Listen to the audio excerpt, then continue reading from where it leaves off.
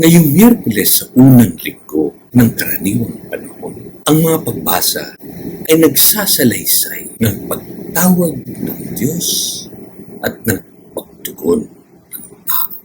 Sa unang pagbasa, tinawag ng Diyos si Samuel ng paulit-ulit. Sa una, hindi niya agad nakilala ang tinig ng Diyos. Kailangan pa niyang turuan ni Eli. Kung tawagin kang muli, aniya, sabi, magsalita ka, Panginoon, sapagkat nakikinig ang iyong lingkod. Dito makikita natin na ang pakikinig sa Panginoon ay natuhan at madalas. Kailangan natin ang gabay ng iba upang makilala ang kanyang tinig. Sa Ebanghelyo, nagpagaling ng maraming may sakit ang Panginoon at nagpalayas ng masasamang espiritu. Pagkatapos ng mga gawain, siya ay nagdasal mag-isa. Sa pinapakita nito na ang tunay na lakas ng paglilingkod. Pinapakita nito na ang tunay na lakas ng paglilingkod ay nagmumula sa ugnayan sa Ama.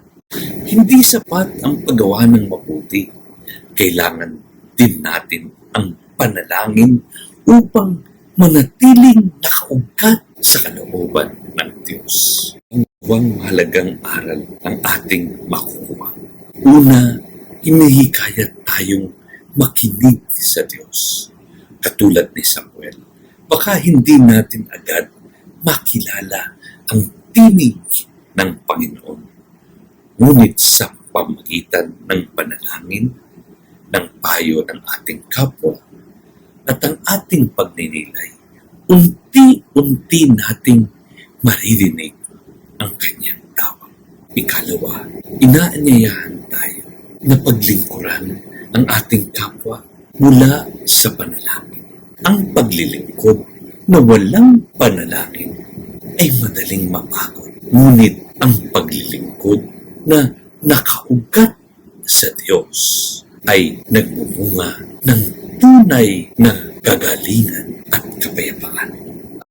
Sa atin ngayong araw, ang tunay na pakikinig sa Diyos at paglilingkod mula sa panalangin. Nawa, masabi natin araw-araw, narito ako, Panginoon, upang tupdin